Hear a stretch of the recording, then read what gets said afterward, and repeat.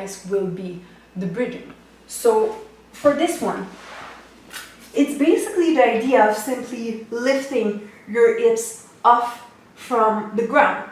And if I will be to ask anybody, especially the ones without any combative training, they will do it in such a way that there's no contraction in the pelvic arch or the abs.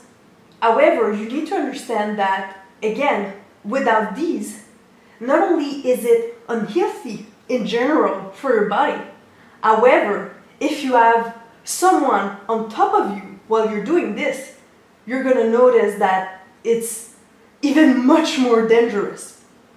So let's do it together in a way where we don't think about our abdominal or any arches. So if I lift up my hips, you can see here that I may have a very pronounced arch into my back, which is very unhealthy. The spine is not aligned, nothing is contracted. However, if we go back down, and again, we start from our combat cradle. So again, yes, you still want to lift your shoulder blades, you still want to have your chin engaged. And from here, you start by lifting from your pelvic floor. So you really contract hard and you slowly go up. And then you start noticing that my back is much more straight.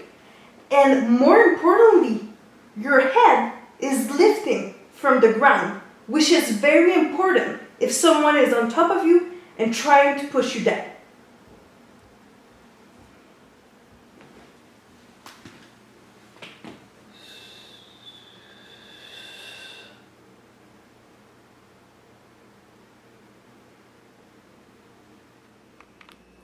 Now, some ground fighting approach teach to start the bridge from the head up to the hips.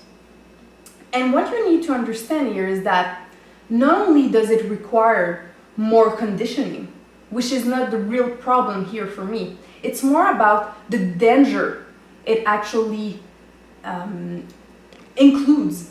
So you need to realize that, especially if you have someone on top of you while you're bridging, all the weight of that person will end up on the weakest part of your body. So imagine if you're bridging from your head and your neck and your shoulders are lifting from the ground, all these weight is going to end up on the cervical arch.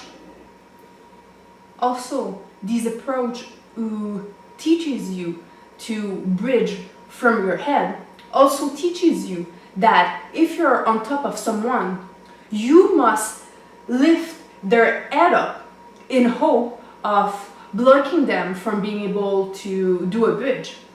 However, as I've been showing from the cradle, from the hips, it's actually still very much doable. And also, when you're at it, you realize that if you start your motion from the pelvic floor and your abdominal are contracted, your neck and cervical arch is engaged, you actually realize that the more you're lifting up your hips, the more your head, but also your neck, are going towards the ground, which gives you a good idea of how high you're able to lift your hips. And more importantly, not only does it actually protect your neck and also your head, but by doing so, you're also protecting all your organs by contracting the abdominals. One last thing that I would like to address about this topic is that if you're still a big believer of bridging from your head, just imagine for a second that you are not in the wrestling context or training on the mats. Imagine yourself in the street reaching out with your neck, and someone suddenly decides to just punch you, because this is the reality of the street. Someone with, especially if they're in front of you, are gonna throw all sort of hits at you. And you're in this position and you get hit on the head, on the neck. Imagine what it will do to your cervical arch. In the opposite, if you do it from the combat cradle, all your neck, the back of your head is protected while still being in that bridge.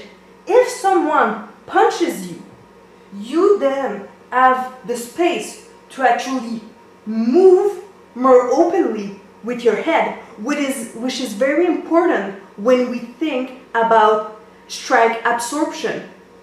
And obviously also the shielding with a lifted head is much more reachable.